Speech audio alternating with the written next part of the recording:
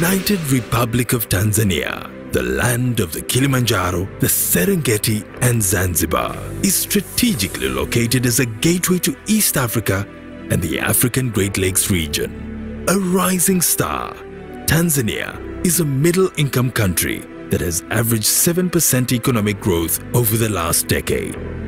It has a population of about 60 million, the majority of whom are young and economically active, and part of a rapidly growing middle class. Accessible through the Indian Ocean, Tanzania connects to 6 landlocked countries. It also offers access to a sizable market of about 177 million people in the East African community and 350 million people in the SADC region. Welcome to Tanzania, the land of opportunities. The government is committed to maintain and strengthen ties with the international community. We'll continue to maintain good governance, political and economic stability, which have been our national values. The government is undertaking a number of legal and regulatory reforms to unlock the country and make it potential investment destination. These reforms include investment tax and information technologies regimes. The government is focusing on improving coordinated infrastructure, not limited to cleaner energy provision, railways, roads, ports, and optical fiber network. All these will add to the improvement of investment environment. As we open doors to the world, we believe that with efficient transport system, enough and affordable electricity, coupled with friendly regulatory regime, Tanzania is offering the best opportunity for investors to thrive. Welcome to Tanzania, the land of opportunities. The Tanzania Investment Center hosts more than 10 government investment facilitation institutions, offering a one-stop center that can give approvals, permits and licenses all under one roof, easing the process and saving time and other resources pertaining to setting up a business in Tanzania.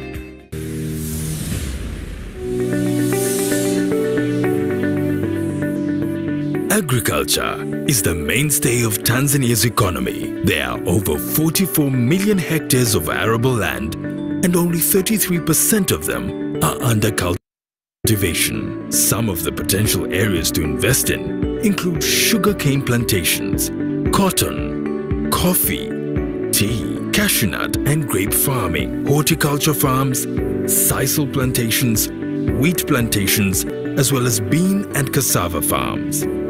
One can also invest in the processing of these crops for export. Tanzania is the second largest livestock producer in Africa, but only 1% of the livestock is processed into value added. About 70% of the high-end value-added meat products are imported. There are very few companies in Tanzania like this which are producing value-added products for the industry. So there is huge potential here in Tanzania. The manufacturing sector is in its infancy stage, with few exploited areas, whereby unprocessed agricultural commodities have dominated major exports. Tanzania's Vision 2025 envisages an industrialized economy powered by the manufacturing sector, and as such, opens up the country to potential investment, particularly in the area of textile and apparel, sugar, leather, edible oils, heavy industries, pharmaceuticals, tile manufacturing, cable and plastic manufacturing. A 1,424-kilometer-long coastline, including 3 large lakes, presents a virtually untapped opportunity in fishing. Opportunities lie in deep-sea fishing, fish farming, fish processing, and supply of fishing gear, just to name a few.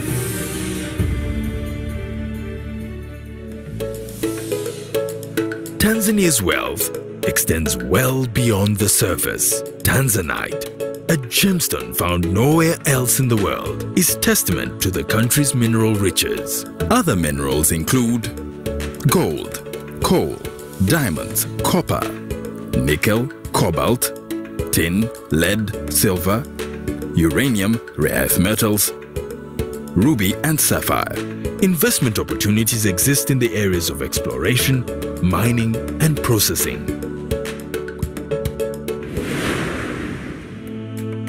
Tucked away in Tanzania's 48.1 million hectares of forests and woodlands is investment gold.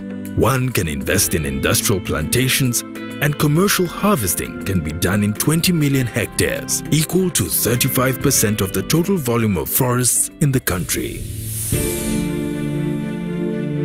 Discoveries of significant natural gas reserves in recent years present an opportunity to invest in LNG extraction, further adding to Tanzania's long list of investment opportunities. Doesn't end there. The country's helium deposits in the west of the country are large enough to meet the world's demand for the gas for 20 years. Tanzania is a tourist paradise. New accommodation, entertainment facilities, camping, lodges, and guest houses of international standards. All these are untapped opportunities. Connectivity is key to Tanzania's ambitious growth objectives. The country has invested heavily in the development of its infrastructure, including road networks, railways, air travel, and ports, which connect all regions in Tanzania, as well as 6 landlocked countries.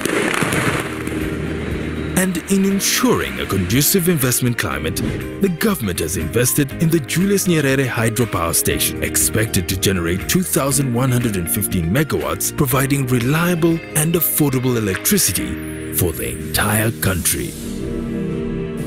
While in Tanzania, investors can enjoy prosperous living in the bustling cities and in the countryside, one can access world-class amenities such as schools, state-of-the-art hospitals that are fast turning the country into a premier medical tourism destination, as well as financial institutions. Having reached middle-income status, the Tanzanian government aims at soaring even higher, establishing the country as a favorable investment destination and an industrialized nation that provides a high quality of life to all its citizens. Due to very attractive opportunities and favorable conditions, major international brands have already invested in Tanzania as part of their strategy to maximize on wider regional markets and other opportunities. Come and invest.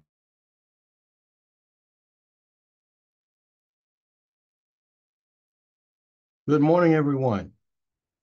I'd like to welcome you all to the 2025 Tanzania Economic Development Summit Business Informational Session. I am Kevin Price, President and CEO of the National Institute of Minority Economic Development, based in Durham. And I'd like to share with you all a little bit of how this morning will unfold with our agenda.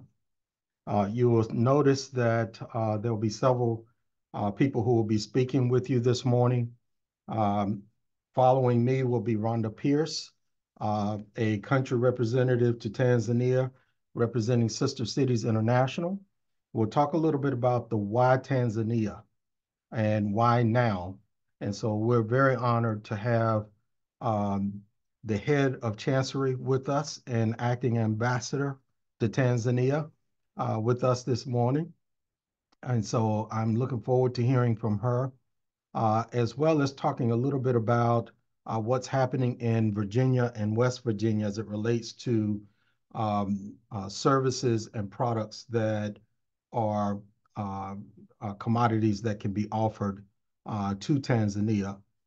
We'll also talk a little bit about who should be thinking about attending this trip to Tanzania, and follow up with some logistics, next steps, and some Q&A.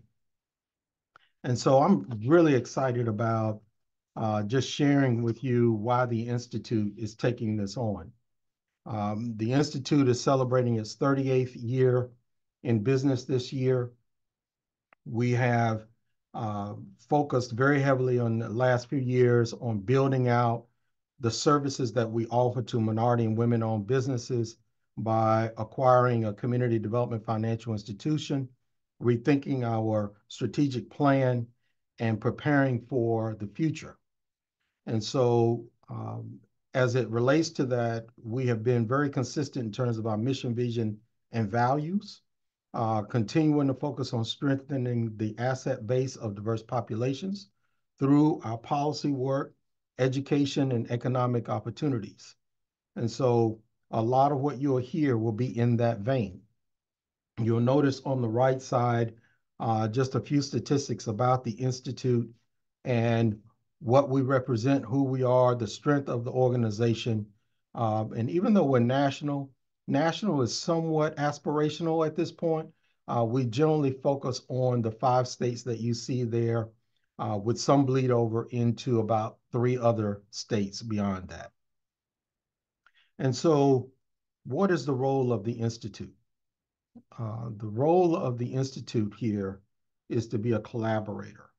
We're the ones that support corporations and government organizations that want to do more business with diverse-owned businesses. What we have been preaching to corporations for many years now is that it's important that you diversify your supply chain, which helps us grow wealth with those who've often been overlooked. And so while we have been preaching that, the world has become a lot more global.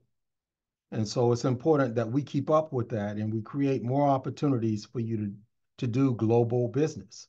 And so this opportunity to engage with the country of Tanzania to offer those opportunities is exciting because it opens you up to new markets that want to do business with you. And so we want to make that connection. But what that also means is making sure you're in alignment with the types of businesses the country is looking for. And so what Tanzania and other corporations and other government organizations expect of the Institute is that we will vet you, we will make sure you're prepared, you're ready, and that you have the resources you need to be successful in the procurement and supply chain and sourcing process. And so to that end, that's why we have bolted on more services, more products that we can offer to diverse businesses to make sure you're in alignment and connected and ready for those types of opportunities. And so those are the 3 roles that we play. We're the collaborator, we're the business, diverse business aligner, and we are here to support those diverse businesses with those opportunities. And so I'm going to stop there for just a moment and ask Rhonda Pierce if you will share with us. Thank you, Kevin. Good morning, everyone. Again, my name is Rhonda Pierce, and I'm the Sister City International Board of Directors and Country Representative to Tanzania. Sister Cities was founded by President Dwight Eisenhower in 1956 to bring peace through people-to-people diplomacy. It is a volunteer-based organization, and we do this through partnerships between cities in the U.S. and around the world. Sister Cities currently has 8 U.S. cities, sister cities to 6 Tanzania cities. Our collaboration with the Institute fulfills the Sister City MOU with the United Republic of Tanzania's objective of expanding business-to-business partnerships in the area of trade and investment. The Institute's Tanzania Economic Development Summit is designed to connect the U.S. minority or women-owned businesses and Tanzania corporates. It's also collaborating with U.S. corporations interested in doing business in Tanzania, as well as sharing resources available from the U.S. government and providing information regarding the trade and investment processes in Tanzania. Our collaborators are Sister Cities International, the Tanzania Embassy, American Chamber of Commerce in Tanzania, the U.S. Department of Commerce, U.S. Department of State, and the U.S. Embassy in Dar es Salaam. Next slide. The webinar information sessions that we're doing today are going to continue. We have another one coming up in March that will highlight the city. Well, let me back up. Today's is for Virginia, West Virginia, as Kevin said, but we're looking for Maryland and Washington, D.C. in March. We'll highlight them. And then nationwide, we'll focus on in March 22nd. As we are all aware, March 10th through 14th in 2025 is the event in Dar es Salaam. So we will have upcoming events as we go. The target industries are healthcare, manufacturing, technology, agriculture, travel, and tourism. So if you know anyone that is interested in doing business in these areas, please invite them to join us. Now I'd like to introduce you to Eva Nyitu, the head chancery of the United Republic of Tanzania Embassy in Washington, D.C. She is an expert in bilateral and multilateral diplomacy, sustainable development, and international development. Thank you. Eva. Thank you so much, Rhonda. Good morning, everyone. I'm going to talk about why Tanzania. So Tanzania is one of the fastest growing economies in sub-Saharan Africa. During pre-COVID era, its average GDP growth rate was at 6.9%. And right now, post-COVID is at 5.3%. Tanzania's GDP grew from USD 69.9 billion in 2021 to USD 85.4 billion in 2023. And the IMF has projected that the GDP will grow to USD 136.1 billion by 2028, which will make Tanzania the largest economy in East Africa. Tanzania is a peaceful country and it's politically stable. It has low inflation rates. For instance, in January this year, 2024, the inflation rate was at 3.0%. It has booming youth and hence stable labor force. 75% of Tanzania's population is youth. It means people under 35 years old. Tanzania has access to sizable market, 61.7 million people, and it has access to combined East African Community and Southern African Development Community market, which has a combined population of almost 400 million people with GDP of USD 823 billion. It has also access to AfCFTA, African Free Trade Area market with GDP of USD 3.4 trillion and 1.3 billion people. So these are free trade areas that Tanzania are part to. Tanzania is a strategic gateway to 8 countries, of which 6 are landlocked. It has attractive investment environment, which includes a well-balanced package of incentives to investors. And we have positive ratings from major credit rating agencies, Moody's and Fitch. In May 2023, for instance, Moody's Investors Service assigned Tanzania a B2 positive rating, and in June 2023, Fitch Ratings assigned Tanzania a B positive with stable outlook.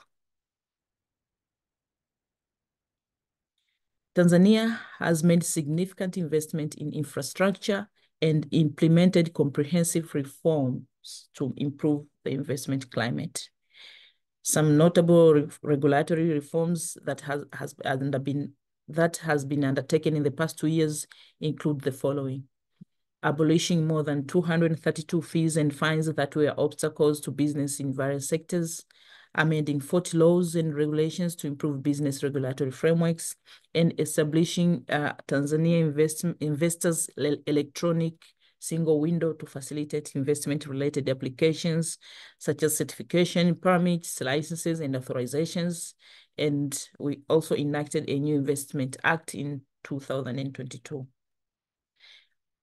In October 2023, Tanzania and the US government signed a commercial dialogue to promote deeper commercial investment ties between private sector of the 2 countries.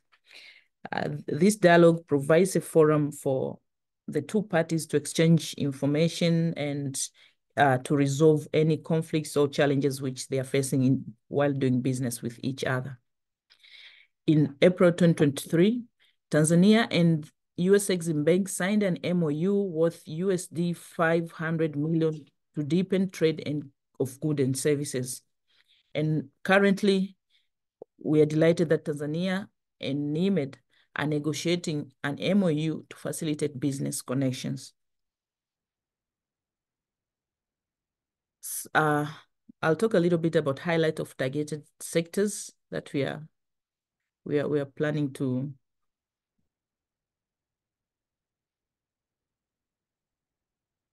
agriculture. Tanzania has a 44 hectare of arable land, of which 2.4 million of which 2.9 million are suitable for irrigation.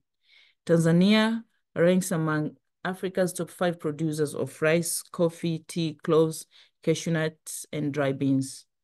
Tanzania is the second largest producer of honey in Africa, and export revenue was USD 1.2 billion in 2022. In travel and tourism, Tanzania ranked first in Africa and 12th in the world on nature-based tourism. This is according to World Economic Forum 2021. And our top source countries are Kenya, Burundi, United States of America, France, and Germany. As you can see, outside Africa, USA is our #1 source of tourists. And revenue from tourism in 2023 was USD 3.2 billion.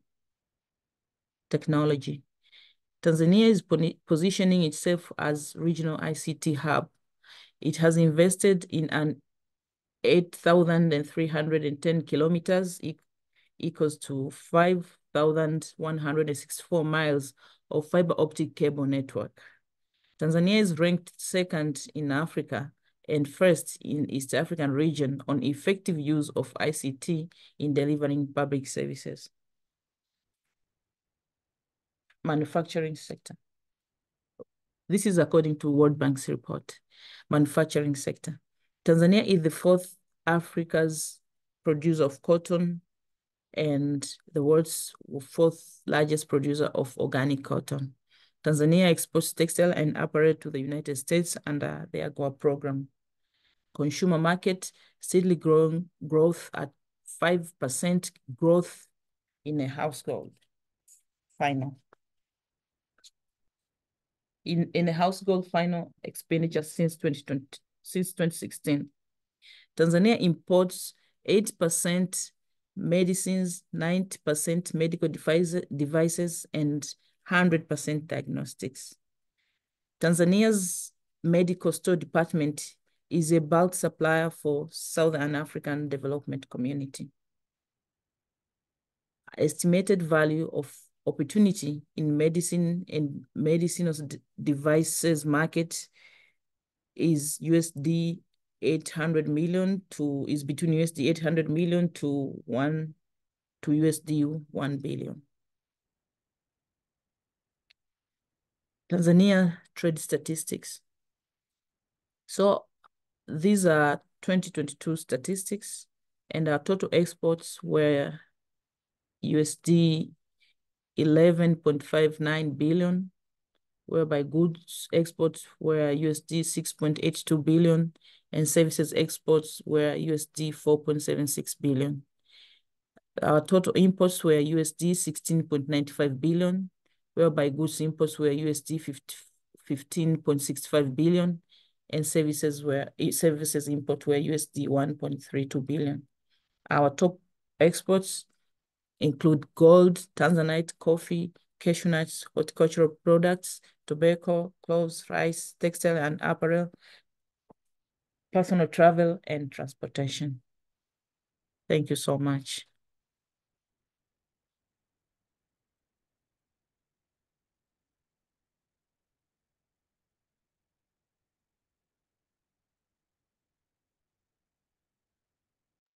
Good morning. My name is Leah Henry. I lead the Research Policy and Impact Center for the National Institute for Minority Economic Development.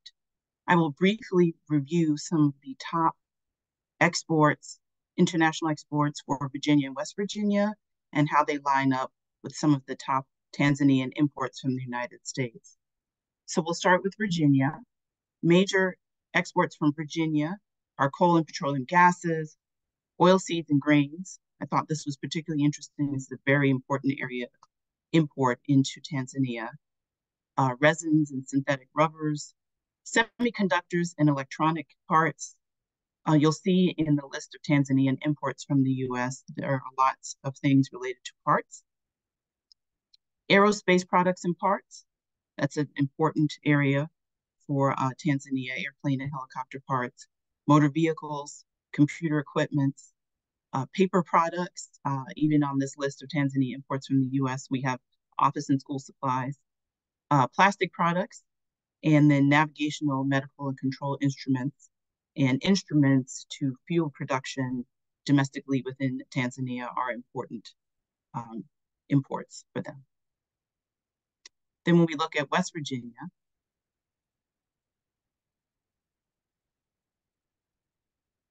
once again, coal and petroleum are at the top. It's not that surprising since we're looking at adjacent states in the same region. Motor vehicle parts, once again, resins, once again, chemicals. Chemicals for all kinds of production and manufacturing. Engines and power transmission equipment, very important. Power transmission growth and infrastructure development in Tanzania. Aerospace products, once again. Aluminum and aluminum processing. Petroleum and coal products. So derivatives of the coal and petroleum industry. Cleaning compounds and non-ferrous processing. And so you'll see in these two slides that many of the major exports from Virginia, West Virginia line up very nicely with the focus of imports that Tanzania is seeking. I will mention that what we're going to do in the series of webinars is look at the questions that you send us in the chat and after the webinar, and really analyze the companies that are interested in this trade mission, and we will delve deeper into the areas of export that are most interesting to the group that will be attending.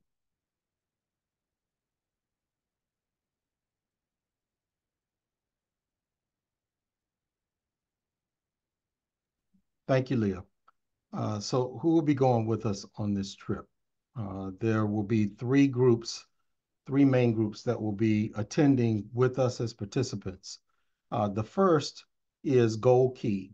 Those are minority and women-owned businesses that have been vetted through the U.S. Department of Commerce, which essentially are businesses that have some international experience. They generally have several years of operating operations under their belt. The value of it is the Department of Commerce will provide additional support to them in terms of connecting them with government and corporations that are ready to buy product. And so they'll help them arrange meetings and be a part of those sessions to support them through that process so they're more successful. That'll be a small group of maybe 10 to 12 in that group. The second, which will be the largest group and probably more familiar to the Executive Networking Conference Experience, which is our largest conference that we host every year in Pinehurst. That second group are general attendees, 50 to 60 of them in that group. They will be experiencing several business sessions over 2 days to talk about resources that are available in Tanzania, what Tanzania needs, expectations around fees and process for importing products into the country. And then that second day is a little bit more focused on the US and what products are available from a US perspective. So they'll be getting that type of flavor with the general attendees. The third group are stakeholders, those who support minority and women-owned businesses. They could be nonprofits, they could be government organizations, they could be supply diversity professionals, and others in the space, bringing additional value and comments and support to this experience. From a logistics perspective, we have several things that are exciting to share with you. The date of this event will be March the 10th through the 14th of 2025. Now, some of you all received some correspondence from me earlier that indicated July of 2024. We thought it was better to give more time to prepare, more time for diverse businesses to budget. And so we pushed it out a little bit until March 10th of 2025. We will be in Dar es Salaam. We're staying at the Hyatt Regency, which will be familiar to many of you. We chose a American hotel on purpose, so you'll have some familiarity, even though you may be, this may be your first time on the continent and in Tanzania. As you look at the agenda at a glance, you will see that the first day is travel to Tanzania. That should be a long day. So we want you to have time to recover. And then we go right into business sessions on day 2, focused on Tanzania, how to do business there, legalities, cultural awareness, fee structure, and all of those things that come along with doing business in Tanzania. That third day is more US focused. What types of services can you expect from the US government? What does Gold Key mean? How can you become eligible for Gold Key? And I would suggest if there's someone who is interested in that, that you reach out to either Kay Gant or me so we can prepare you and get you set up for that Gold Key process. It does take a while to get through that, so we want to make sure you have time to do that. What resources are available to you from a financing perspective, from a intelligence and data perspective, as well as any financial resources that you can expect. Patents and trademarks will be very important, that you have all of those things in place before we go. And then the fourth day is about the cultural and arts experience. There's no way we can go to Tanzania and not experience the culture of what the country has to offer. As you saw in the video, there's so many opportunities for us to explore, but we're going to choose 3 that we will focus on so everyone will have a well-rounded experience over the 5 days. And then the last day is our travel back to the US. So we've got a lot packed into a short amount of time, and none of this would have been possible without this team of people who are behind the scenes working this out. So thank you to the acting ambassador, Nagitu, as well as Rhonda and Syed, the ambassador Kanza, Kay, and the internal team who are doing a lot of important work behind the scenes to prepare for this. And so I'm going to stop there and ask Kay if you will share some additional logistics with us. Good morning. My name is Kay Gant. I'm the Executive Vice President and COO for the National Institute. And if you're interested in this trip to Tanzania, we ask you to start preparing now. We offer the following information in your preparation. Right now, we estimate the cost for each individual to be between $6,000 and $7,000.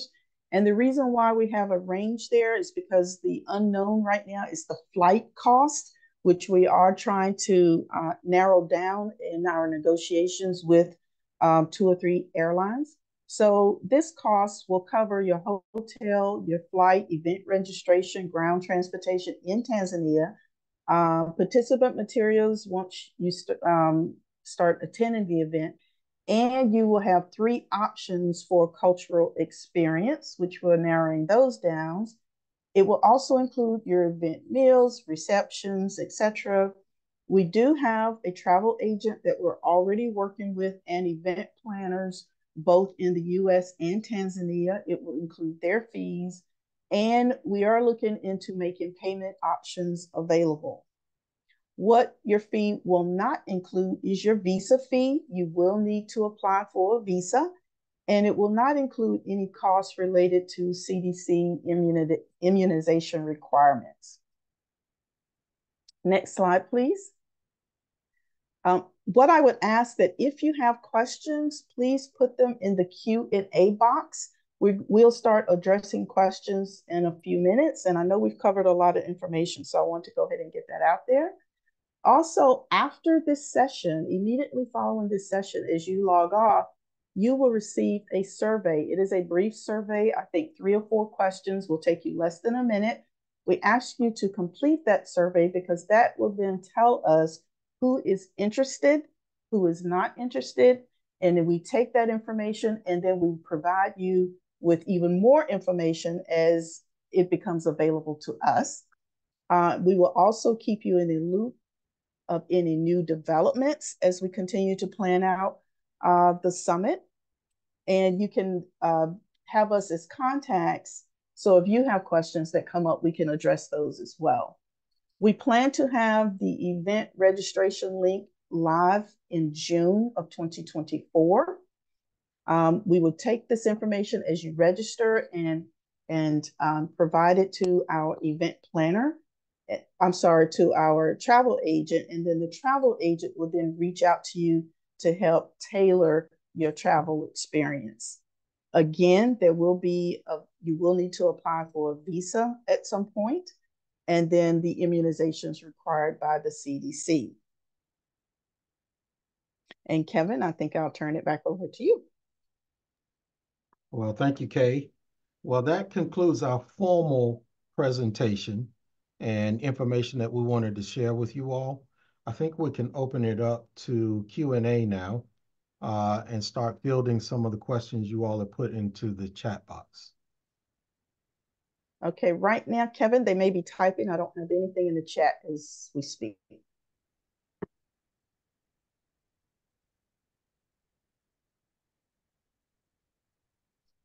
My ask of those of you, while you're thinking about any questions you may have, feel free to share this information with other business owners you know that you think may benefit from a trip like this. We do have more sessions scheduled, and there will be more sessions scheduled later this fall as well. So if you miss the sessions, or if you know someone outside of the states we talked about earlier that may be on the West Coast or in the middle of the state.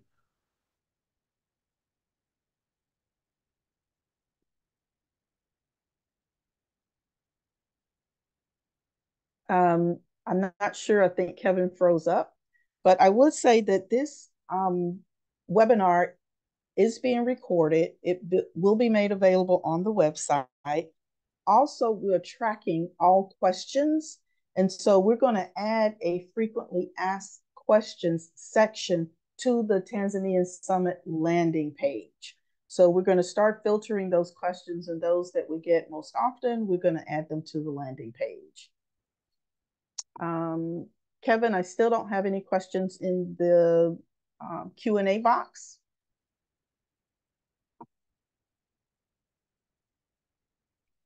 Leah, you have your hand raised? Right. So some folks may be overwhelmed and not even be able to come up with some questions because we've given a lot of information.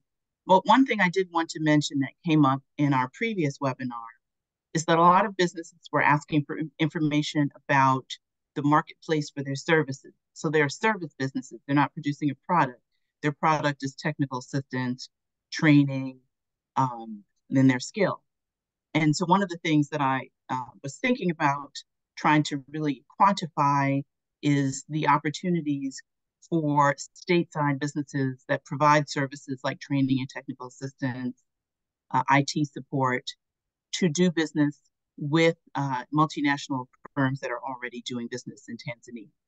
So that if you are a executive coach, you're not directly looking for an opportunity to executive coach in Tanzania, but maybe you're looking for an opportunity to executive coach with a multinational that has a presence and does business in Tanzania. So that was one of the things that I thought we should mention because I know for a lot of smaller consulting firms, it may not be obvious the way to connect. Thank you, Leah. Also, to the participants, the Q&A box is at the bottom menu where you might see participants, Q&A, chat, screen share. And you can just click on that and put your questions, type your questions in. Kevin, while we're waiting for any questions to come through, is there anything you want to add? Or any of the other panelists, any comments they'd like to add? Rhonda, Saeed?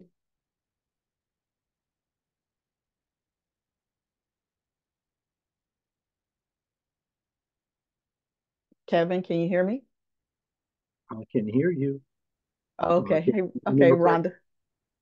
No, thank you. I am excited about the opportunity. Look forward to continuing the conversation and getting engaged and having those that are interested in doing business in Tanzania register as soon as the registration is available. Continue to reach out and talk to those that you may have heard that are looking to do business in Africa.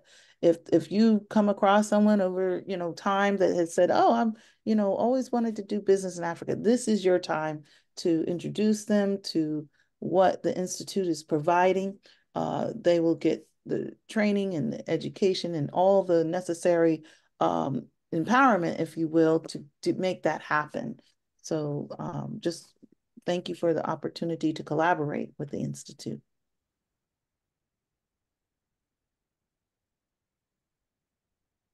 Thank you, Rhonda. So Kevin, if you want to, there are no questions in the Q&A box. So if you want to make your final comments and wrap us up, I think we're there. Well, I am just excited about this trip and what it means for opportunities on the continent. And I think as you all think about and just think back on what you saw from the video and the opportunities that are available, Tanzania is buying everything. They're in need of everything. And so we narrowed it down to a few industries that we thought we could focus in on and provide opportunities for you, support for you to be successful. And so we look forward to all of you going with us on this trip. We look forward to, more importantly, you finding success and new markets for you to do business. And so count on the Institute to support you in that space. So you all, I think we're going to wrap it up. Have a wonderful day. If you have any additional questions, feel free to email us and we'll be happy to respond to your questions. Thank you all. Thank you.